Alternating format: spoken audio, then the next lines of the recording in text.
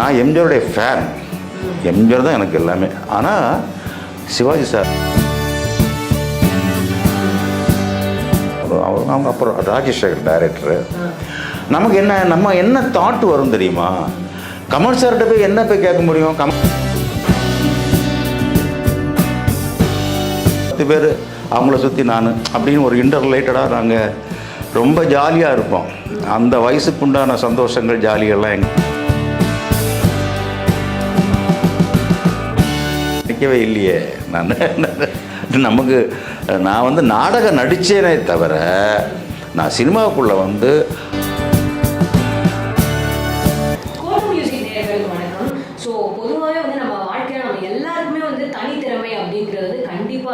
ஒரு சில பேர் நல்லா பாடுவாங்க, ஒரு சில பேர் நல்லா ஆடுவாங்க, ஒரு சில பேர் நல்லா நடிப்பாங்க. ஆனா ஒரு குறிப்பிட்ட ஒரு சில பேருக்கு மட்டும்தான் வந்து மல்டி டேலண்ட்ஸ் அப்படின்றது மாதிரி இருக்கும். ஏன்னா ஒரே ஆளே வந்து பாடவும் செய்வாங்க, ஆடவும் செய்வாங்க, நடிக்கவும் செய்வாங்க. ஸோ இன்னைக்கு நம்ம சினிமா துறையில இருந்து அப்படிப்பட்ட ஒரு மல்டி டேலண்டடான ஒரு director and actor Jayakrishna sir கிட்ட தான் நம்ம வந்து பேச போறோம். அண்ட் அவர்கிட்ட நிறைய இன்ட்ரெஸ்டிங்கான விஷயத்தை வந்து நம்ம கேட்டு தெரிஞ்சுக்க போறோம். ஸோ வணக்கம் சார். வணக்கம். எப்படி இருக்கீங்க சார்? ரொம்ப நல்லா இருக்கேன். Okay sir. ஸோ எங்கிருந்து சார் தொடங்கிச்சு உங்களோட இந்த சினிமா பயணம் அப்படிங்கிறது? சினிமா பயணம் எங்கே தொடங்கிச்சு அப்படின்னு யோசித்து பார்த்தா, நான் வந்து சின்ன வயசுலேயே வந்து கொஞ்சம் என்னோடய இனிஷியல் குவாலிஃபிகேஷன் இன் சினிமா இன்ட்ரெஸ்டிங்னு பார்த்தீங்கன்னா பாடுறது தான். நான் சின்ன வயசுலேயே வந்து பாடிட்டு கிடப்பேன் நிறைய. அப்போ என்னுடைய நண்பர்கள் சர்க்கிள் வந்து ஸ்கூல் டேஸ்லையும் சரி, காலேஜ் டேஸ்லையும் சரி, என்னை சுற்றி ஒரு 10 பேர் அவங்கள சுற்றி நான் அப்படின்னு ஒரு இன்டர்ரிலேட்டடாக நாங்கள் ரொம்ப ஜாலியாக இருப்போம். அந்த வயசுக்குண்டான சந்தோஷங்கள் ஜாலியெல்லாம் என்கிட்ட ரொம்பவே இருந்துச்சு. அப்போது நான் பாடுறத அவங்க நல்லா ரசிப்பாங்க. ராத்திரி 2 மணி 3 மணியெல்லாம் ஆகும் நாங்கள் தூங்குறதுக்கு. ஆமாம், எங்கள் ஊரில் வந்து ஒரு திண்ணை உண்டு, ரோட் சைடில் ஒரு திண்ணை. எங்கள் சரௌண்டிங்ஸ் பார்த்து அங்கே ஒரு 10 நண்பர்கள் இருக்குன்னா 10 நண்பர்களுடைய வீடு அங்கங்கே தான் இருக்கும். நாங்கள் வந்து நைட் ஆனால் வந்து அந்த ஒரு திண்ணை இருக்கும் மெயின் ரோட்டில். அந்த திண்ணையில் அசம்பிள் ஆகிடுவோம், பெட்டி படுக்கையோடு வந்துடுவோம். அந்த திண்ணையில் தான் தூங்குறது. நாங்கள் வந்து அப்போது அப்போவே சினிமா தான். அப்போ பாடுறது, நான் பாட, அவங்க ரசிக்க, அவங்க என்னை உசுப்பேற்றி விட, சினிமா வசனங்கள் பேச, எல்லா நண்பர்களுக்கும் ஒவ்வொருத்தருக்கும் ஒரு டேலண்ட் இருக்கும் இல்லையா? நான் பாடுறது, சில மனோகர வசனத்தை பேசுவான் ஒருத்தன். அப்படி நாங்கள் அந்த டேஸில் வந்து பொழுதை ரொம்ப சந்தோஷமாக என்டர்டெயின் பண்ணி, அதுக்கப்புறம் காலேஜ் டேஸில் வந்து என்னுடைய படிப்பு BA டிஸ்கண்டினியூ ஆகி போச்சு. டிஸ்கண்டினியூ ஆனதுக்கப்புறம் வந்து என்னுடைய சொந்த ஊர், நான் பிறந்து வளர்ந்த ஊரில் இருந்து நான் வந்து இன்னொரு ஏரியாவுக்கு சும்மா ஒரு 10 கிலோமீட்டர் தள்ளி நான் இடம் பெயர்ந்தேன். ஏன்னா என்னுடைய பிரதர் அங்கே ஒர்க் பண்ணார். அந்த நேரத்தில் என்னுடைய பிரதர் கஸ்டடிக்கு நான் போக வேண்டிய சூழ்நிலை இருந்ததுனால அவருடைய ஏரியாவுக்குள்ளே நான் போகும்போது அங்கே நாடக நண்பர்கள் வந்தாங்க. அப்போது அங்கே லோட்டஸ் ஃபைன் ஆர்ட்ஸ் கிளப்னு ஒரு நாடகம், அந்த ஊர் பேர் பார்வதிபுரம், அந்த நாகர்கோவில் குமரி மாவட்டத்தில் அந்த பார்வதிபுரம் ஊரில் அந்த நாடக நண்பர்கள் மூலமாக நாடகங்கள் போட்டது, நடித்தது எல்லாமா இருக்கும்போது சினிமா இன்னும் எப்போவுமே நம்ம அனுமான் பலம் அதுக்கு தெரியாதுன்னு சொல்லுவாங்க இல்லையா? நம்மக்கிட்ட என்ன டேலண்ட் இருக்குன்னு நமக்கு தெரியாது. நம்ம 4 பேர் நண்பர்கள் வந்து, டேய் நீ போ, எதுக்கு இங்கே கிடந்து கஷ்டப்பட்டு அனுபவிச்சுட்ருக்க. மெட்ராஸில் எனக்கு கொஞ்சம் இங்கே வந்து இறங்கி தங்குறதுக்கு உண்டான சூழ்நிலைகள் இருந்தது. நம்ம அனாதையாக போய் இறங்கணுங்கிற அவசியம்லாம் இல்லை. ஏன்னா என்னுடைய சிஸ்டர் இங்கே தான் மேரேஜ் பண்ணி கொடுத்துருந்தாங்க மெட்ராஸில். அதனால் போய் ஒரு ஷெல்டருக்கு இடம் இருக்கிறதுனால நானும் வந்துட்டேன். பட் நான் அங்கே இறங்கலை. என் சிஸ்டர் வீட்டில் போய் நான் தங்கலை. எங்கள் இன்னொரு ரிலேஷன் வீட்டில் போய் தங்கிட்டு நான் ஒரு பேச்சுலர் லைஃபாக அப்படியே கண்டினியூ ஆகிப்போச்சு. அதுதான் என்னுடைய கேரியர். சினிமாவுக்கு வந்ததுடைய இனிஷியல் விஷயங்கள் இது. Okay sir. பட் இப்போ நீங்கள் நாடகம்லாம் வந்து நிறைய ஆக்ட் பண்ணியிருக்கீங்க. நானே நாடகம் போட்டிருக்கேன். நாடகம் போட்டிருக்கேன். நடிப்புங்கிறது நாடகத்தில் 1-2 நாடகம் தான் நடிச்சிருப்பேன். நானும் டைரக்ட் பண்ண நாடகம் ஒரு நாடகம் தான். ஒரு குறுகிய காலகட்டங்கள் தான் எல்லாமே. நாடகத்தில் இருக்கும்போது அதில் இருக்கிற ஆக்டிங்கும், அதுக்கப்புறம் நீங்கள் சினிமாக்குள்ள வந்ததுக்கப்புறம் அதில் இருக்கிற ஆக்டிங்கும் என்னென்ன டிஃப்ரென்ஸ்? நாடகத்தில் இல்லைம்மா, அது அப்போ வந்து சினிமாவை பார்த்து தானே நாடகம், அமைச்சூர் நாடகங்கள் எல்லாமே சினிமாவை பார்த்து தானே. அப்போல்லாம் நமக்கு என்ன மெச்சூரிட்டி இருக்குன்றீங்க? ஒன்றும் இருக்காது. சினிமாவில் எம்ஆர் பார்த்தா டே இன்னும் எம்ஆர் நடிப்பானுங்க. வந்து கமலஹாசனை மாதிரி இமிடேட் பண்ணுவான், ரஜினிகாந்த் மாதிரி ஒருத்தர் ஸ்டைலாக வருவான். இப்படித்தான் ஒரு காப்பி ரைட்டிங் ஆக்டிங்காக தான் இருக்குமே தவிர தனித்துவம் எல்லாம் சினிமா தான். நாடகம் வந்து எப்போவுமே ஒரு இன்ஸ்பிரேஷன் அவுட்புட் தான் கிடைக்கும் உங்களுக்கு. ஆமாம், நமக்கு அந்த வயசில் என்ன இருக்கும் அதுதான். நமக்கு ஒரு தனித்துவம்லாம் இருக்குது அதில். பட் நீங்க நாடகம் நடிக்கும் போது நீங்க நினைச்சீங்களா நான் நடிகராகவே நடிக்கவே இல்லையே. நான் வந்து நாடகம் நடித்தேனே தவிர நான் சினிமாவுக்குள்ளே வந்து அசிஸ்டன்ட் டைரக்டர்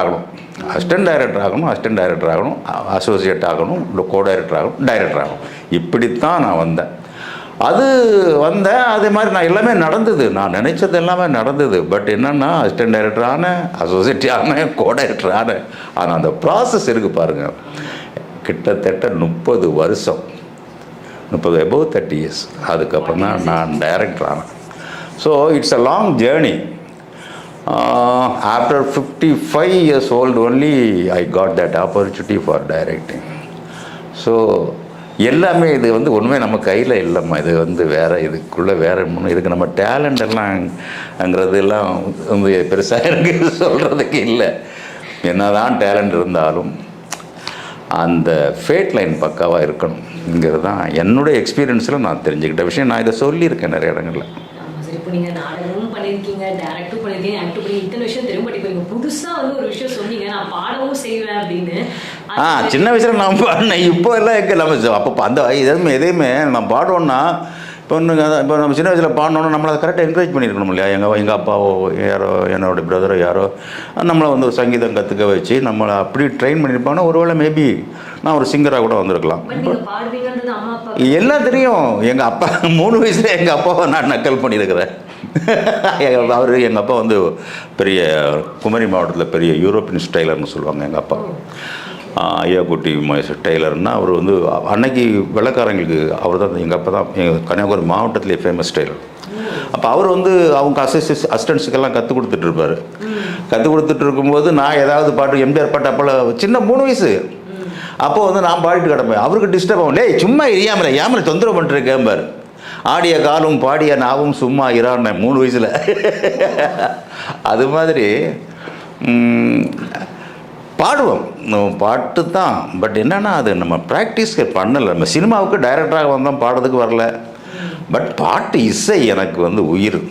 இன்றைக்கும் பழைய பாடல்கள் நான் உயிர். இன்றைக்குள்ள ஒரு லேட்டஸ்ட் சாங்ஸை ரசிப்பேன், இளையராஜா சாங்ஸு நல்லா ரசிப்பேன், ரகுமான் எல்லா அப்டேட்டு மியூசிக் டைரக்டர் சாங்ஸையும் ரசிப்பேன். பட் நான் வந்து விரும்பி பாடுறதும் நான் லயிக்கிறதும் என்னுடைய வாழ்வியல் சம்பவங்களோட இணைச்சி பார்க்குறதும் பழைய பாடல்கள் தான். பாடுவோம். நித்தம் நித்தம் மாறுகின்றதெத்தனையோ, நெஞ்சில் நினைத்ததிலே நடந்ததுதான் எத்தனையோ, கோடு போட்டு வாழ்ந்தவர்கள் எத்தனையோ, கொண்ட குறியும் தவறி போனவர்கள் எத்தனையோ, நித்தம் நித்தம் மாறுகின்றதெத்தனையோ, நெஞ்சில் நினைத்ததிலே நடந்ததுதான் எத்தனையோ. இதுதான். ஆமாம், ஊத்தத்து. நான் பசங்கிட்ட சொல்ல இல்லைடா இந்த பண்பாடியெல்லாம் பாடி ஊத்தத்து போச்சு பார்க்காம. அது மாதிரி தம்மு போயிடும்லம்மா. இன்னொன்று அடித்த சிகரெட்டு வேலை செய்யும்ல, கொஞ்சம் நெஞ்ச சிகரெட்டாக அடித்தோம் 40 வருஷமா, அதெல்லாம் வேலை செய்யும். சினிமாவில் உங்கள் இன்ஸ்பிரேஷனே ஆசை சொல்லுங்கள். அதாவது இவங்களை பார்த்து தான் நான் சினிமாக்குள்ளே வரணும்னே ஆசைப்பட்டேன், இல்லை இந்த ஒரு விஷயத்தினால நான் சினிமாக்குள்ளே வரணும்னே ஆசைப்பட்டேன், இந்த விஷயம் ரொம்ப இன்ஸ்பயர் பண்ணிச்சு அப்படின்னா நீங்கள்? அப்படிலாம் இல்லை, எதுவுமே இல்லை. அப்படிலாம் எனக்கு இன்ஸ்பிரேஷன் எம்ஜிஆர் தான், இன்ஸ்பிரேஷன் சிவாஜி சார் தான். சிவாஜி சார் படங்களை பார்த்து நான் அழாத படங்களே கிடையாது, எம்ஜிஆரோட படங்களை பார்த்து நான் ரசிக்காத படங்களே இல்லை. எனக்கு இன்ஸ்பிரேஷன் சொல்லப்போனால் அவங்க 2 பேர் தான். நான் எம்ஜிஆருடைய ஃபேன், எம்ஜிஆர் தான் எனக்கு எல்லாமே. ஆனால் சிவாஜி சாருடைய அந்த நடிப்பு, அந்த படங்கள், அதை ரொம்ப ரசித்து பார்ப்பேன். எனக்கு 2 பேருமே ரொம்ப பிடிக்கும். ஆனால் எம்ஜிஆருடைய ஃபேன்.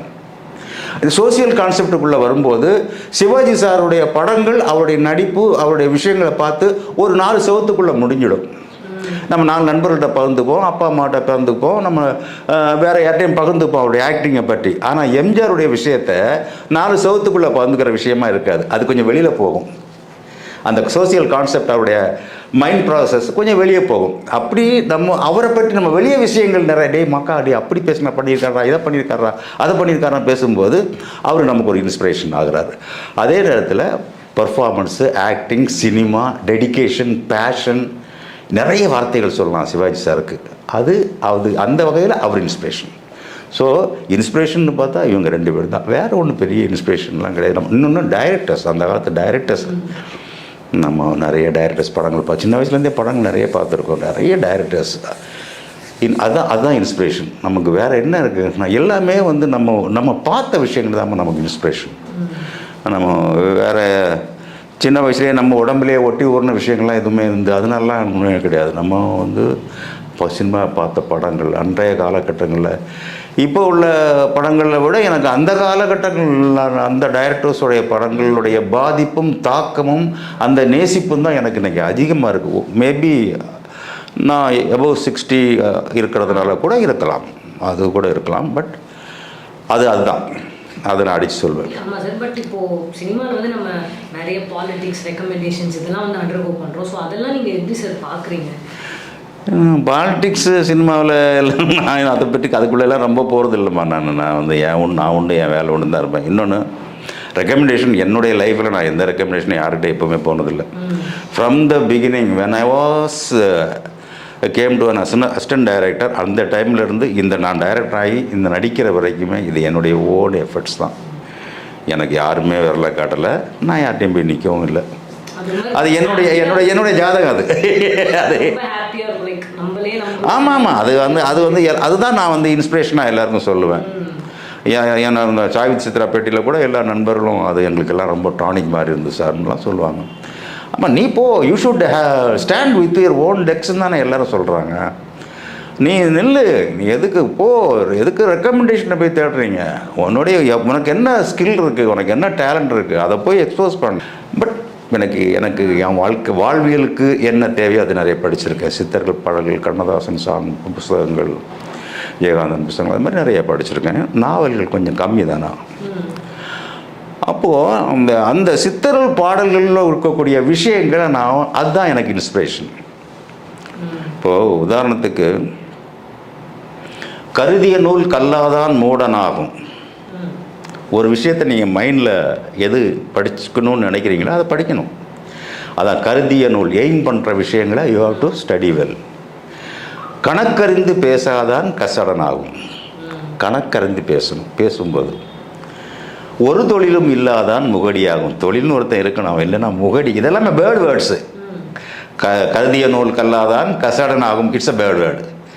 கணக்கறிந்து மூடனாகவும், கணக்கறிந்து பேசாத கசடனாகவும், ஒரு தொழிலும் இல்லாதான் முகடியாகவும், ஒன்றுக்கும் உதவாதான் சோபனாகும்.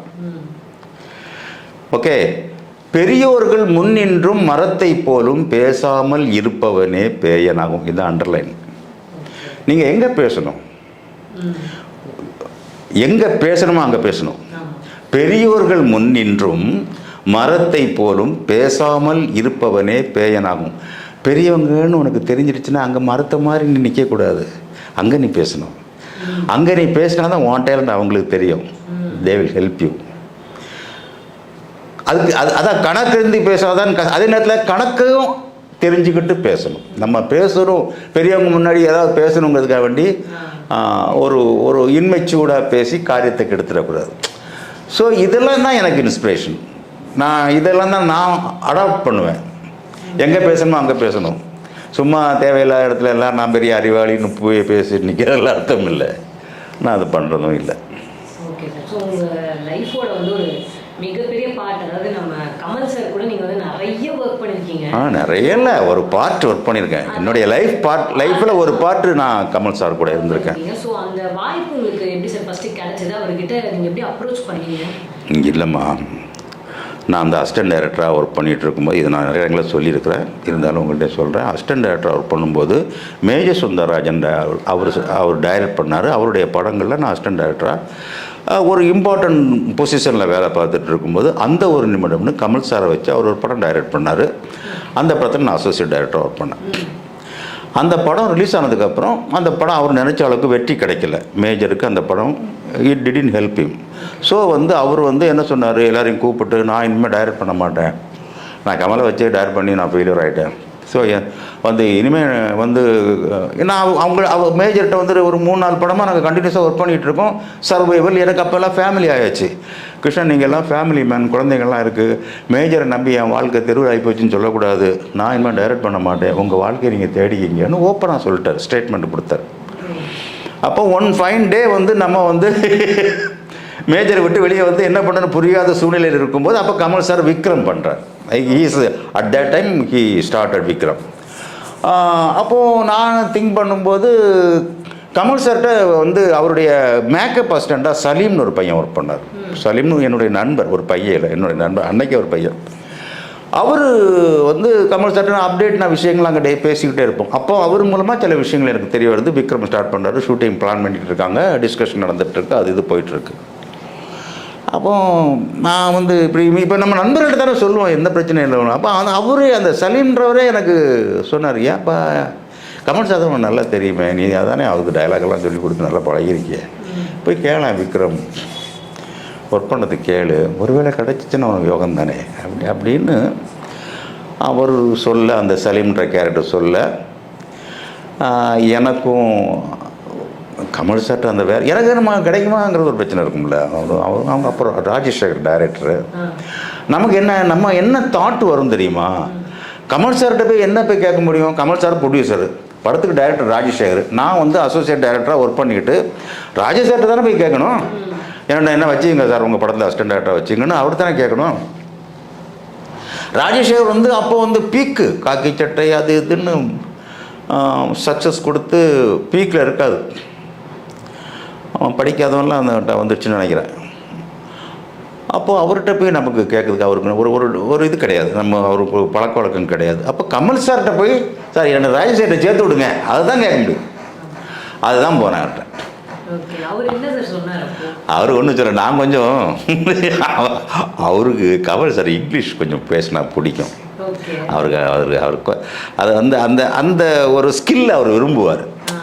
ஏன்னா அவருக்கு மைண்டில் வந்து அந்த படம் ஃபுல்லாக பாம்பே குரூப்பு, அந்த விக்ரம் அந்த படம் ஃபுல்லாக பாம்பே வந்து டிம்பிள் கபோடியா, அப்புறம் வந்து Amjad Khan, Pappu Varma action, SM Anwar DOP, இப்படி எல்லாமே பாம்பே குரூப், டான்சர்ஸ் எல்லாமே பாம்பே. அவங்களுக்கு யாருக்குமே தமிழ் தெரியாது. அப்போ அவங்கள டீல் பண்ணுறதுக்கு கொஞ்சம் இங்கிலீஷ் தெரிஞ்ச ஒருத்தர் இருந்தால் பெட்டராக இருக்கும்னு அவர் மைண்டில் நினச்சிட்டு இருப்பார் போல் இருக்கு. அது எனக்கு தெரியாது. நான் போய் அவர்கிட்ட பேசும்போது இங்கிலீஷில் பேசிட்டேன். Sir this is my position sir, you know that நான் ஃபுல்லாக மேஜர்கிட்ட வேலை பார்த்த கதை அது உங்களுக்கு தெரியும். மேஜர் வந்து கையை தூக்கிட்டார், அந்த ஒரு நிமிடம் போகல, ஃப்ளாப் ஆகி போச்சு, அதுவும் உங்களுக்கு தெரியும். மேஜர் வந்து he decided not to direct any more sir, அப்படி இப்படின்னு அதை ஒரு ஃப்ளோ விட்டால் ஒரு 5 நிமிஷம் அடிச்சு விட்டேன் என் கதையை ஃபுல்லாக. நான் எனக்கு 2 ஃபேமிலி ஆகி போய் சார், 2 பசங்க கிட்ஸ் இருக்காங்க, நான் யார்கிட்டயா போய் வேலை பார்க்கணும் சார், நான் யார்கிட்ட ஒர்க் பண்ணது கமல் சார் வேலை கிடைச்சுன்னா எனக்கு அதை விட சந்தோஷம் இந்த உலகத்தில் என்ன இருக்குது, அதனால் உங்கள்கிட்ட வந்து நிற்கிறேங்கிறவ படம் இங்கிலீஷில் அடிச்சு விட்டேன். அவர் கேள்வியை நீ எந்த கான்வெண்ட்டில் படிச்சிங்கன்னு தான் கேட்டார் என்கிட்ட. வேறு ஒன்றும் கேட்கல. இல்லை சார் நம்ம அப்போல்லாம் அப்போல்லாம் கான்வெண்ட் ஸ்டடீஸ் கிடையாது சார், ஏழை பணக்கார எல்லாம் ஒரே ஸ்கூல் ஸ்டடீஸ் தான். ஓகே. அப்போ அவர் சொன்னார், நான் அவரை தான் கேட்டேன், நீங்கள் ராஜசேகர் சார்ட்ட கொஞ்சம் சேர்த்து விடுங்க சார், நான் அவர்கிட்ட நிறைய ஆப்ளிகேஷன் கொடுத்துட்டேன், அவர்கிட்ட மறுபடியும் போய் நான் ஒரு விஷயத்தை போய் சொல்ல முடியாது. அவர் ப்ரொடியூசராக ஒரு டைரக்டராக அவர்கிட்ட என்னென்ன பேச முடியுமா, இது வேணும்னு எதாவது சொல்ல முடியுமா, எல்லாமே நான் சொல்லிட்டேன். இதுக்கப்புறம் மறுபடியும் ஒரு விஷயத்தை போய் பேச வேண்டாம்னு நினைக்கிறேன். உங்களுக்கு என்ன வேலை தானே வேணும், ஒர்க் பண்ணணும் அவ்வளோதானே, ராஜ்கமல் ஒர்க் பண்ணுறேங்க, என் கீழே ஒர்க் பண்ணுங்க. எனக்கு இதை விட என்ன சார் வேணும், சந்தோஷமாக ஆகிட்டு சார். ஓகே நீங்கள் மார்னிங் வாங்க, ஜாயின் பண்ணிக்கலாம், முடிஞ்சது. மேலே அடுத்த நாள் காலையில் மிஸ்டர் டிஎன்எஸ்னு ஒருத்தர் இருப்பார். டிஎன்எஸ் வந்து அவருக்கு கமல் சாருக்கு ஃபாதர், காட் ஃபாதர் மாதிரி இருக்கும். அவர் தான் வந்து கமல் சாருடைய டேட்ஸ் பார்க்குறது, பேமெண்ட் பேசுகிறது, எல்லா டீலிங்ஸும் அவர் தான். டிஎன்எஸ்னு இங்கே இருப்பார், தெரியுமான்னு கேட்டார். தெரியும் சார், அவர் வந்து பாருங்கள். அடுத்த நாள் போனேன், அவர் என் பேர் சொல்லியே கூப்பிட்டார். ஜெயகிருஷ்ணான்னு ஒருத்தர் வருவார், அவர் இன்னும் அவர்கிட்ட சொல்லிட்டார். அவர் கமல் சாருடைய ஜெனுவினிட்டி அது, எல்லா விஷயத்தையும் கன்வே பண்ணார். வாங்க மிஸ்டர் ஜெயகிருஷ்ணன் தான் அவர் என்ன ரிசீவ் பண்ணார். அன்னையிலேருந்து நம்ம அந்த விக்ரம் ஒர்க் பண்ணேன். விக்ரம் முடித்து ஹரே ராதா ஹரே கிருஷ்ணன் ஒரு டப்பிங் படம். அந்த ஏன்னா அந்த விக்ரம் வந்து ஒரு ப்ரொடியூசர் வந்து ஒரு படத்துக்கு அந்த டெக்னீஷியன்ஸ் எல்லாத்தையும் அவங்க செட்டில் பண்ணிவிடுவாங்க. ஏன்னா அந்த படம் ராஜசேகர் படம், விக்ரம் முடிஞ்சதுன்னா அங்கே வேறு யாருக்கும் வேலை கிடையாது. டைரக்ஷன் டீம் போயிடுவாங்க, மேக்கப் போயிடுவாங்க, காஸ்டியூம் போயிடுவாங்க, எல்லாருமே ப்ரொடக்ஷன் மேனேஜர் எல்லாரும் போயிடுவாங்க. ஆனால் கமல் சார் மட்டும் அவர் டிஎன்எஸ் சார்கிட்ட பேசின விஷயம் எல்லாருக்கும் செட்டில்மெண்ட் கொடுத்துருங்க, ஜெயகிருஷ்ணாவுக்கு மட்டும் கொடுக்க வேண்டாம், செட்டில்மெண்ட் கொடுக்க வேண்டாம், அவர் கண்டினியூ பண்ணட்டும். அப்போ டிஎன்எஸ் சார் என்னை கூப்பிட்டு, என்ன ஜெயகிருஷ்ணன் கமல் சாருக்கு என்ன சொக்கு பொடி போட்டீங்க அப்படின்னு தான் கேட்டார். சார் நாயராஜாத்தி கூட இல்லை, எல்லாருக்கும் செட்டில்மெண்ட் பண்ணிவிட்டு உங்களுக்கு மட்டும் செட்டில்மெண்ட் கொடுக்க வேண்டாம் சார், நான் இதை தான் சார் நம்பிட்டு இருக்கேன், உங்களுக்கு பணம் கொடுத்துட்றேங்க, நீங்கள் கண்டினியூ பண்ணுங்கள். ஓகே சார், ரொம்ப சந்தோஷம் அப்படின்னு கண்டினியூ பண்ணேன். ஸோ அப்போ அந்த விக்ரம் படத்தில் ஒர்க் பண்ண அந்த எக்ஸ்பீரியன்ஸ் எப்படி சார் இருந்துச்சு த்ரூ அவுட்டாக அப்படியே? ஏன்னா கமல் சார் கிட்ட நீங்கள் ஒர்க் பண்ண ஃபர்ஸ்ட் படம். ஆமாம், விக்ரம் படத்தை பற்றி நிறைய சொல்லிக்கிறோமா, நிறைய வச்சார். எல்லோரும் கமல் சாரை பற்றி தான் கேட்பாங்க, ஏன்னா அவர் legend, such a great legend. So அந்த எக்ஸ்பீரியன்ஸ் தான் எல்லாருமே கேட்பாங்க. அது ஒரு கிரேட் எக்ஸ்பீரியன்ஸ் தான்மா. அதாவது அவர்கிட்ட வந்து நம்ம தனித்தனியாக பிரித்து சொல்கிறதுக்கு ஒன்றுமே இல்லை. அவரோட தொலைநோக்கு பார்வையில் பார்க்கக்கூடிய ஒரு பெரிய டெக்னீஷியன். அவர் கூட இருக்கிறதே நமக்கு எல்லா வகையிலுமே நமக்கு அறிவு, கான்டாக்ட்ஸு, அப்புறம் நம்மளுடைய கேரக்டர், நேச்சர் எல்லாமே மாறிட்டே இருக்கும். மொத்தத்தில் வந்து நிறைய நம்ம கற்றுக்கலாம். நான் ராஜ்கமல் ஃபிலிம்ஸ் இன்டர்நேஷ்னல் வந்து நான் வந்து சும்மா ஜாலியாக எல்லார்ட்டும் சொல்லும்போது, அது வந்து நான் ராஜ்கமல் ஃபிலிம்ஸ் இன்டர்நேஷ்னலில் ஒர்க் பண்ணல, அது ஒரு இன்ஸ்டியூட். அந்த இன்ஸ்டியூட்டில் நான் ஸ்டூடெண்ட்டாக இருந்தேன். ஆமாம், அங்கே வந்து நிறைய நான் கற்றுக்கலாம் நிறைய. அவர் அவ்வளோ டெக்னாலஜி ப்ராசஸில் இருப்பார், அப்டேட்டில் இருப்பார். அவர் அப்டேட்டில் இருக்கிறது எல்லாருக்குமே தெரியுமே.